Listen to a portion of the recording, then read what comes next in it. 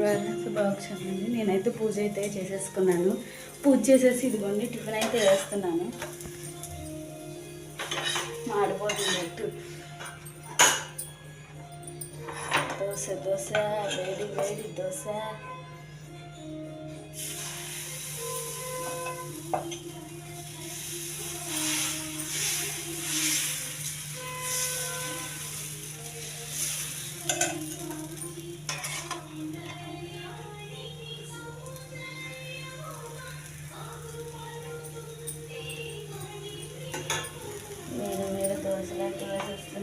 Friends వేడి వేడి దోశలు అయితే వేసేస్తున్నాను.